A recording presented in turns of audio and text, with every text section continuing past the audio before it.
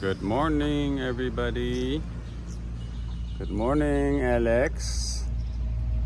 Good morning, Eric. Hello, everyone. So I'm here at a public school right now. You can see took the kids out here. Got to take them out so they can have some fresh air. This is what the school looks like. These are the classrooms here. This is a elementary school, so they have from kindergarten up to like 5th grade, I think. This is the little playground. I bring my kids here to play on the swings. They have to get out and move around, get some air, or else they'll start fighting. Yeah, so it's okay.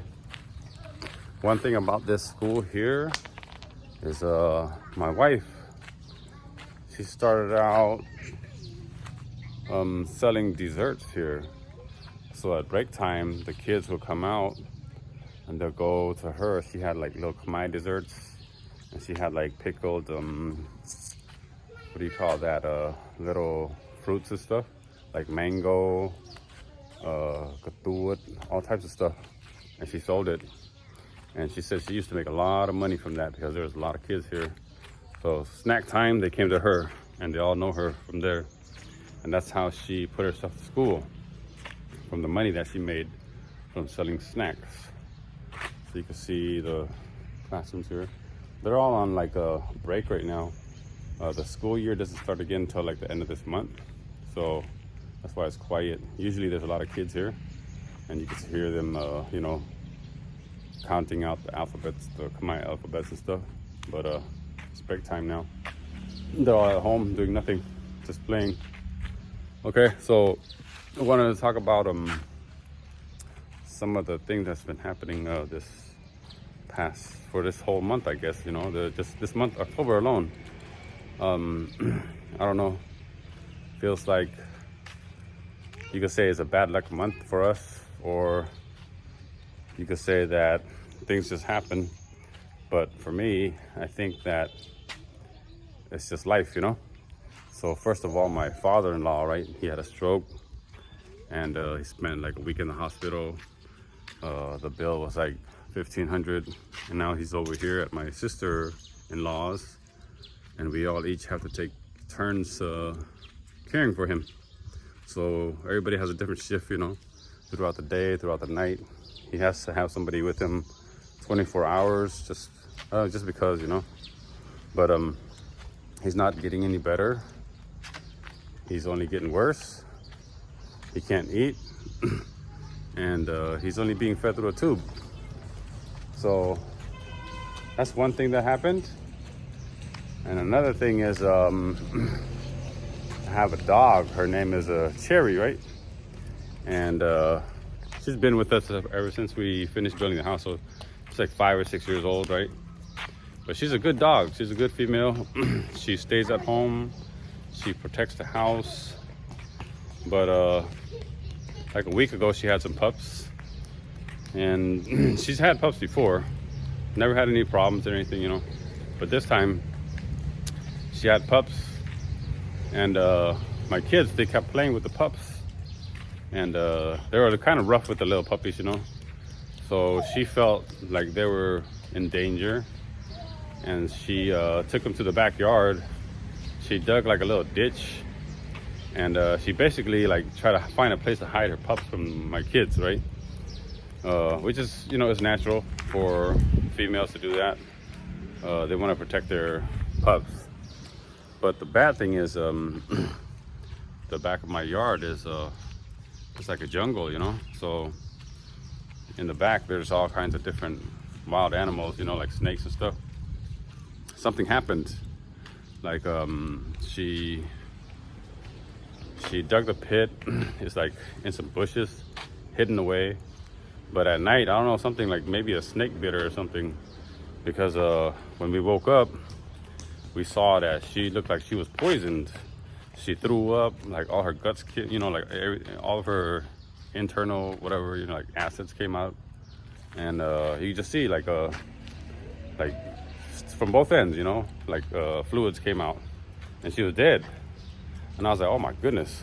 It's just like, man, so fast, you know. Like she didn't get sick or anything. She just, it looked like she got poisoned. And the only thing that we could think of is that she got bit by a snake. So she died, and her pups are only like a week old. We gave them to some people who know how to take care of the pups. So they have like formula and everything for the pups to bottle feed them. Yeah, so that's another thing that happened. And then the other day, my son, the 4-year-old, we noticed that his necklace was missing. So we asked him what happened to his necklace. He was like, yeah, it's upstairs, you know. He said that he was playing in under the blankets, you know, which he does all the time, and that he got caught. And so we went upstairs, looked everywhere, looked around the house, everywhere, anywhere and everywhere, but we couldn't find his necklace. So yeah, the necklace cost about like $350, you know. So this whole month right now has been one thing after another, and I don't know, we could say that it's bad luck, or we could say whatever, you know, about this month, but it's just life, right? Things happen, lives end, property or valuables disappear, right? Can't sit and cry about it, can't blame other people, can't get angry and take it out on somebody else, right? That's the way my wife, she operates. She's like, there are things in life that you can fix and things that you can't, but one thing is for sure, that we got to keep moving. Life goes on, you know. For like my father-in-law, we could all just sit there and be depressed and sad and just cry about it all the time, but everybody has accepted the fact that he will not make it. It's just a matter of time, but it's just it's draining us. It's draining our energy. It's draining our finances, because you know, it still costs money to keep you know, care for him, because he has an IV. There's a local doctor that comes by to see him all the time, so we're all chipping in to pay for his bill, and then we're all using our free time to watch over him.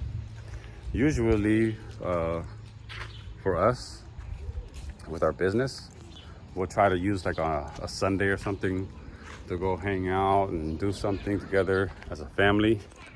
So we have two families that will go out together. We'll go out to the river or something and just have fun. But since this has happened, we're not able to really enjoy life yet.